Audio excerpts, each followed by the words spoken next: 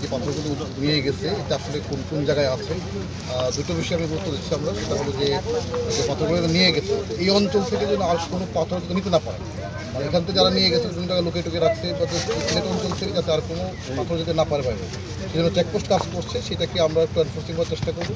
আর immediately আগামীকালকেও কতদের মধ্যে আরও planning আমরা নিচ্ছি। আমরা আশা করছি অল্প কয়েকদিনের মধ্যে ইনশাল্লাহ আগের বছর ফিরে আসবো।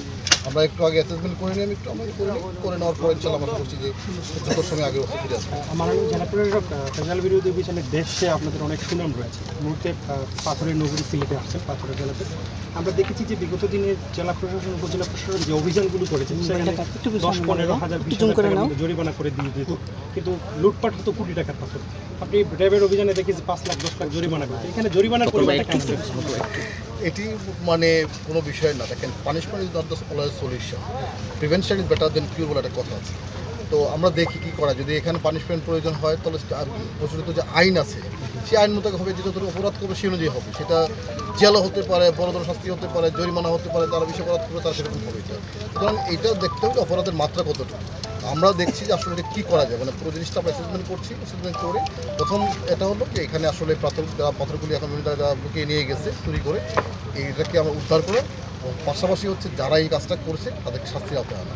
আমরা একটি তদন্ত কমিটি রিপোর্ট গতকালকে দিয়েছে তদন্ত কমিটির প্রধান, আপনার সেই রিপোর্টে বেশ কিছুকে অভিযুক্ত করা আছে, তাদের বিরুদ্ধে কোনো ব্যবস্থা নেওয়ার কার্যক্রম কবে থেকে শুরু হবে?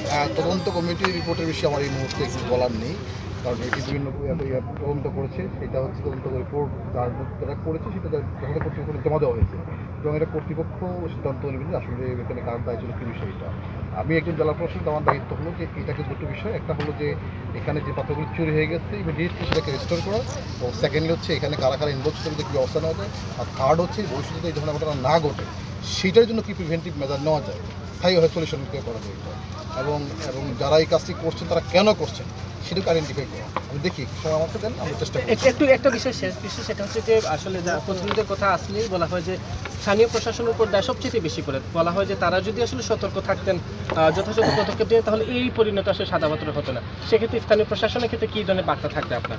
না, এটা আমরা দেখি একটু আগে অ্যাসেসমেন্টটা করি, আইডেন্টিফাই করি যে আসলে কোথায় উইকনেস আছে এবং কোথায় আমাদের কাজ করার সুযোগ ছিল, কোথায় সুযোগ আছে বা কোথায় আমাদের সুযোগ তৈরি করতে হবে, বা কোথায় আমাদেরকে এনফোর্সমেন্ট করতে হবে, বা কোথায় আসলে আমাদের স্ট্রেংথেনিং করতে হবে, সেটা একটু অ্যাসেসমেন্ট করে নিই, সেই অনুযায়ী ব্যবস্থা নেব। একটু সময় আমাদেরকে দেন, আমরা আশা করছি এটা একটা স্থায়ী সলিউশন হবে। জেলা প্রশাসক, সবশেষ আমার একটা প্রশ্ন করা, আপনি অনেক চ্যালেঞ্জ নিয়েছেন এবং আমরা ফেসবুক সামাজিক যোগাযোগ বিভিন্ন জায়গায় দেখি যে এরকম কঠিন কাজ যারা করতে চায় তাদের উপর অনেক চ্যালেঞ্জ আসে, অনেক চাপ আসে, সেরকম কোনো চাপ আপনি অনুভব করছেন কিনা, বা কতটুকু চ্যালেঞ্জ মনে করেন এই সাদা পাথর বা সিলেটকে আবার কোনোরূপ দিয়ে? না, এখানে দুটো বিষয়, এখানে যে কোনো কাজে একটা চ্যালেঞ্জ থাকবে, এটা সাধারণ বিষয়, কিন্তু সবচেয়ে বড় বিষয় হচ্ছে জনতার যে শক্তি, মানুষের যে শক্তি, এটা হলো বড় বিষয়। এই যে আজকে সারা দেশব্যাপী যে একটা গণ সচেতনতা বা গণপ্রতিরোধ গড়ে উঠছে, কেন? কারণ মানুষজন সবাই এটাকে কিন্তু মারাত্মক করে নিয়েছে, এই কাজটা অন্যায় করেছে, এবার কিন্তু সরকার নিয়েছে। সুতরাং এই যে সরকার এবং জনগণ যখন পাশাপাশি থাকে তখন এই শক্তির কাছে কিন্তু কোনো গোষ্ঠীগত কোনো শক্তির কোনো পাত্রই থাকে না। সুতরাং এইটা হলো বড় বিষয়, কারণ এখানকার যেটা হলো যে বেশি হয়তো যে কাজটি করছে হয়তো মুষ্টিমা কিছু অর্জন করেছে, কিন্তু বৃহত্তর জনগোষ্ঠী তারা কিন্তু সব এটা সরকারের এগেনস্টে। তো আমরা দেখি এটা কি করা যায়, আমরা আশা করছি ইনশাআল্লাহ এটা সাইজ হবে। আর সাদা পাথর সুযোগ সুবিধা উন্নয়নের আসলে একটু পরিকল্পনা নিশ্চয়ই থাকবে, যেহেতু এটা নতুন করে আবার রিফর্ম। গত 9 বছর হয়েছে সাদা পাথর স্পটটি প্রতিষ্ঠিত হয়েছে, এখন পর্যন্ত এখানে উন্নয়নের ছোঁয়া লাগেনি। আমরা দেখি মানে উন্নয়ন তো একদিনের বিষয় না, এটা একটা পরিকল্পনার বিষয় আছে, স্থানীয় জনগণ অংশগ্রহণ বিষয় আছে, সক্ষমতার বিষয় আছে। দেখি আমরা আসলে কী করা যায়, যে আমরা আশা করছি যে হয়তো সব সমস্যা হয়তো একদিন সমাধান করে ফেলা যাবে না, বাট একটা সময়ের সাথে হয়তো আমরা আশা করছি যে সমাধান করা সম্ভব।